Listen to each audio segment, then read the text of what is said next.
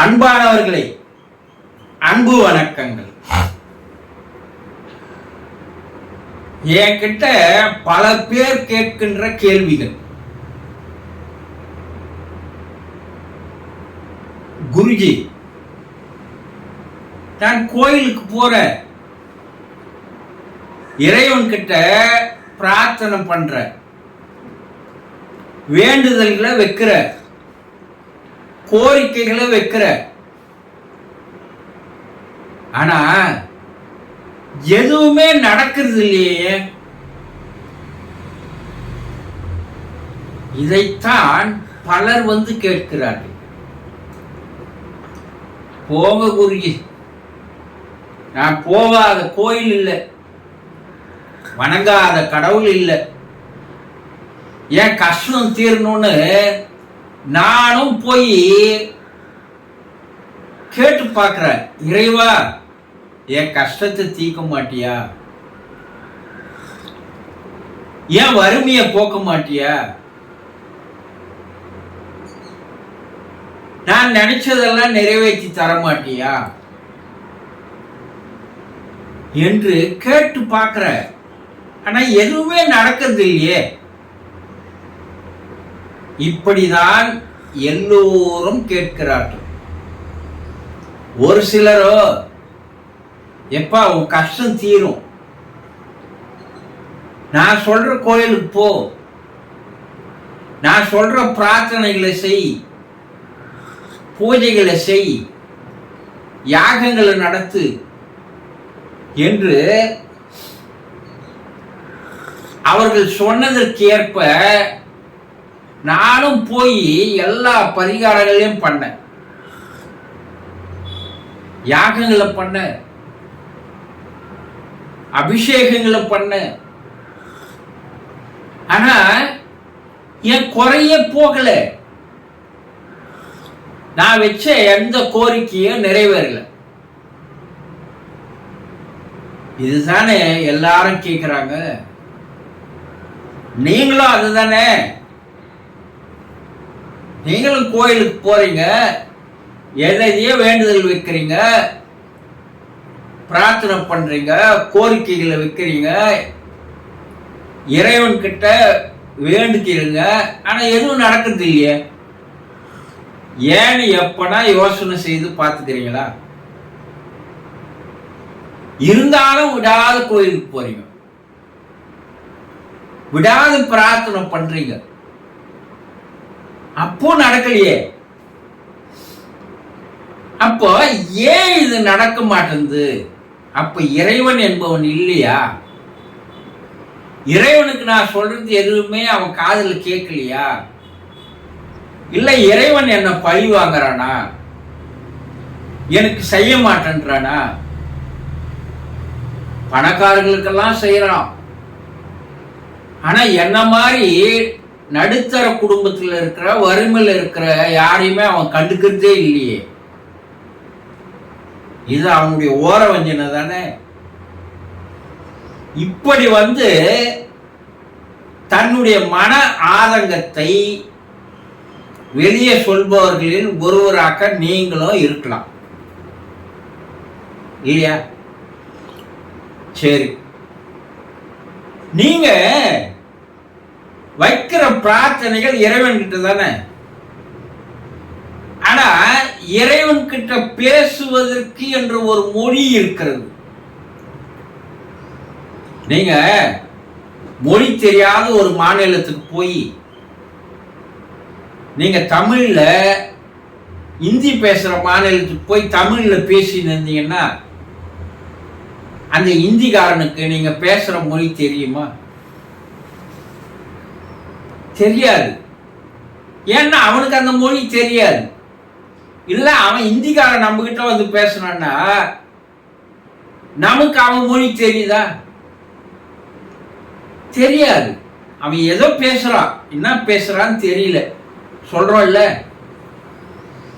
மொழி தெரியாத மாநிலங்களுக்கு போய் நீங்க உங்களுடைய தாய்மொழியில பேசும்போது அவர்களுடைய தாய்மொழி வேறையா இருக்குது.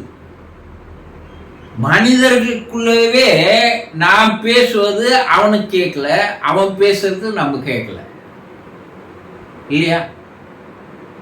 அப்போ அவர்களுடைய மொழி தெரிஞ்ச அந்த மொழியை நம்ம பேசினாதான் அவன் கேட்பான், அவனுக்கு தெரியும். இது ஒரு சாதாரண ஒரு லாஜிக். இதை தெரிகிற உங்களுக்கு இறைவன் கிட்ட பேசுவதற்கு என்று ஒரு மொழி இருக்கிறது, அது தெரியாமல் நீங்க எந்த இறைவன் கிட்ட போய் நீங்க என்ன பேசினாலும், வேண்டுதல் வச்சாலும், கோரிக்கைகள் வச்சாலும் அது நடக்கவே நடக்காது. அப்ப அது என்ன மொழி? மௌனம் என்ற ஒரு மொழிதான் அவனோடு பேசுவதற்கு சரியாக இருக்கும். அப்ப நாங்க அவங்ககிட்ட போய் எப்படி அந்த கோரிக்கைகளை வைப்பது? நான் மௌனமா இருந்துட்டா எப்படி பேச முடியும் குருஜி? எப்படி வேண்டுதல்களை வைக்க முடியும்? ஏங்க, மௌனம் என்பது உங்களுடைய மனம் மௌனமாக இருக்க வேண்டும். உங்க மனசுல 1000 கணக்கான எண்ணங்கள் தறிக்கட்டு ஓடிக்கொண்டிருக்கிறது. இந்த தறிக்கட்டு ஓடுகின்ற எண்ணத்தோடு நீங்க போய் பேசுனீங்கன்னா அந்த பேச்சானது சரியான முறையில் அங்க போய் சேராது. முதல்ல அவனுடைய இருப்பு என்ன, அவன் எந்த நிலையில் இருக்கிறான்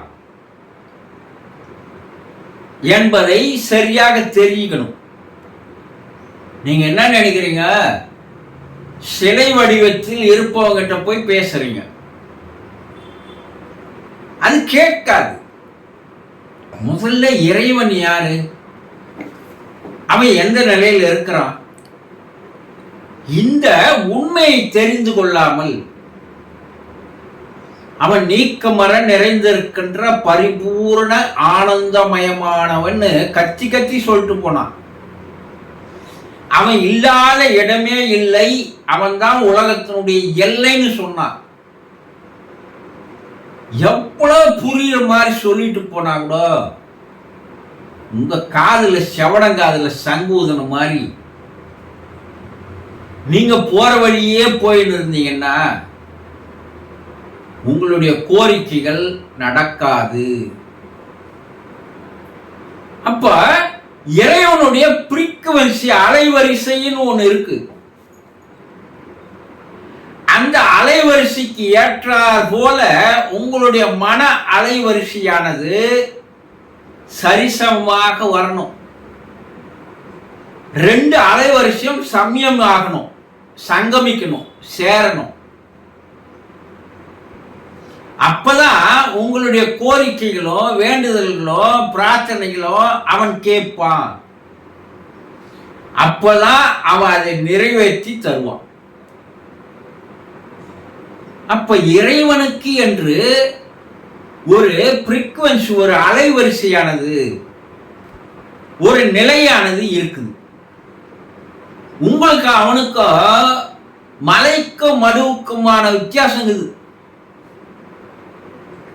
அவன் ஃப்ரீக்வென்சி கீழே இருந்தா உங்க ஃப்ரீக்வென்சி எங்கேயோ இருக்கு. மனம் எப்போது அமைதியான நிலைக்கு வருகிறதோ, மனம் எப்ப இல்லாம போகுதோ, மனம் எப்ப செயல்படாத போகுதோ, அப்ப அவனுடைய ஃப்ரீக்வென்சி தானாக உங்களோடு வந்து தொடர்பு கொள்கிறது. அந்த நிலையில நீங்க வைக்கிற அந்த கோரிக்கைகள் பிரார்த்தனைகள் மன அளவுல எண்ணங்கன்னா கூட அது அவனுக்கு சரியாக கேட்கிறது. அப்போ உங்களுடைய கோரிக்கைகள் உடனடியாக நிறைவேற்றி தருவதற்குண்டான வேலையை அவன் செய்கிறான். இதை தெளிவா உங்களுக்கு சொல்லணும்னா, பிரபஞ்சத்திற்கு என்று ஒரு அலைவரிசை இருக்கு. இந்த பிரபஞ்சம் தாங்க கடவுள், ஆண்டவன், தெய்வம், பல பேர் வச்சு அடிச்சுங்க, 1000 பேரை வைத்து அழைத்துக் கொள்ளுங்கள். ஆனா அந்த பிரபஞ்சம் தான். அந்த பிரபஞ்சம் எங்கேயோ இல்ல, உங்கள் அருகிலேயே வந்து உங்களுடைய மனதை நெருங்குவதற்கு அது முயற்சி பண்றான். இறைவன் வராங்க, இறைவன் வராத நேரம் இல்லை. இறைவன் காது கொடுத்து கேட்க எப்போ தயாராகிறான். ஆனா உங்க மனக்கதவானது பூட்டப்பட்டு இருக்கிறது. ஏன்? நீங்க குப்பியம் கூலத்தையும் அந்த மனசுல போட்டு பூட்டி வச்சுக்கிறீங்க. கோயிலுக்கு போறீங்கல்ல, ஏதாவது நினைவுகள் இல்லாத நீங்க கோயிலுக்கு போயிருக்கீங்களா? அங்க போனாதான் வீட்டு நினைப்பு வருது, ஆபீஸ் நினைப்பு வருது, வேற தொழில் நினைப்பு வருது, வேற எவனோ சொன்னது அந்த நினைப்பு வருது. 1000 எண்ணங்களோடு நீங்க அங்க போறீங்க. அப்போ அவனுடைய ஃப்ரீக்குவன்சி, அவன் உங்களோட தொடர்பு கொள்வதற்கு அவன் முயற்சி பண்றான். ஆனா உங்களுடைய எண்ணங்களுடைய அலைவரிசையானது அவனை உங்க கிட்ட நெருங்க விடாத அவன் என்ன பண்ணுது? விலகி ஓடச் செய்கிறது. அப்போ இதை பற்றிய ஒரு தெளிவு இல்லாமல் நம்ம மனசை எப்படி முதல்ல டியூன் அப் பண்ணணும், மனசை எந்த நிலைக்கு நம்ம கொண்டு வரணும், அதுக்கப்புறம் நம்ம எப்படி பிரார்த்தனை பண்ணா அந்த பிரார்த்தனை நிறைவேறும். அவன் எந்த பரிகாரம் கேட்கலைங்க, எந்த யாகத்தையும் கேட்கல, இந்த கோயிலுக்கு தான் நீங்க வந்தாதான் இது நடைபெறும்னு அவன் சொல்லவே இல்லை. அவன் எல்லாத்திலையும் இருக்கிறான், எல்லா கோயில்ல இருக்கிறான், அவங்க வீட்டில் இருக்கிறான், ஏன் உங்க உள்ளத்திலேயே இருக்கிறான். இத புரிஞ்சிக்காத நீ கோயில் குளமா எங்க போய் வந்தாலும் உன்னுடைய கோரிக்கைகள் சத்தியமாக நடக்கவே நடக்காது, நிறைவேறவே நிறைவேறாது. ஆனா நம்ம என்ன பண்றதுங்க, எல்லாம் போறான், நம்மளும் போலாம். எல்லாம் அங்க பிரார்த்தனை பண்ணா நிறைவேறுதுன்னு சொல்றான், நம்மளும் ஓடலாம். நம்ம ஜோசியர் சொல்லிட்டாரு இது கரெக்டா நடக்கணும். ஏங்க அது கரெக்டா நடக்கணும் அவனுக்கு தெரிஞ்சா அவனே எங்கன்னா நல்ல இடத்துல போய் தேடி அவன் கஷ்டத்தை போய்க்குவான்ல. என்ன உனக்கு சும்மாவா சொல்றான் அவன் ஜோசியம்? காசு வாங்கி தானே சொல்றான். அப்ப காசுக்காக தானே அவன் இருக்கான். ஏன் அவன் நேரம் போய் இறைவன்கிட்ட கேட்டா அந்த காசே அவனுக்கு கிடைக்குமே? இதெல்லாம் யோசனை பண்ணி பார்க்கறதே கிடையாது. இந்த அறிவை கொஞ்சம் விழிப்புணர்வா கொண்டு வர்ற வேலையே கிடையாது. முட்டாளாகவே வாழ்ந்து போனோம்னு முடிவு பண்ணிட்டா முட்டாளாதான் வாழணும். ஆக முதல்ல இறைவனுடைய நிலை என்ன, இறைவன் எந்த தன்மையில் இருக்கிறான், இறைவனுடைய ஃப்ரீக்குவென்சி என்ன, அவனுடைய அலைவரிசை என்ன, அவனை முதல்ல உங்களுக்குள்ள வர வைப்பதற்கு என்ன வழி, அப்போ உங்களுடைய மனசு எப்படி இருக்கணும், எந்த நிலையில நீங்க மனசு வச்சுக்கினா நீங்க தேடிக்கொண்டு செல்ல வேண்டிய அவசியம் இல்லை. அவனே உங்களை தேடிக்கொண்டு ஓடி வருகிறான். அவனே கேட்கிறான், உனக்கு என்னப்பா குறை, என்ன பிரார்த்தனை சொல்லுன்னு அவனே கேட்கிறான். அவன் கேட்கும் போது நீ சொன்னால் அது 100% நடக்கும் என்பதை முதல்ல புரிஞ்சிக்கிங்க. இது புரியாத அங்கங்க போய் சுத்தத்தினால எதுவும் நடக்காது, எதுவும் நிறைவேறாது. புரிந்து கொள்ளுங்கள். சந்தோஷம்.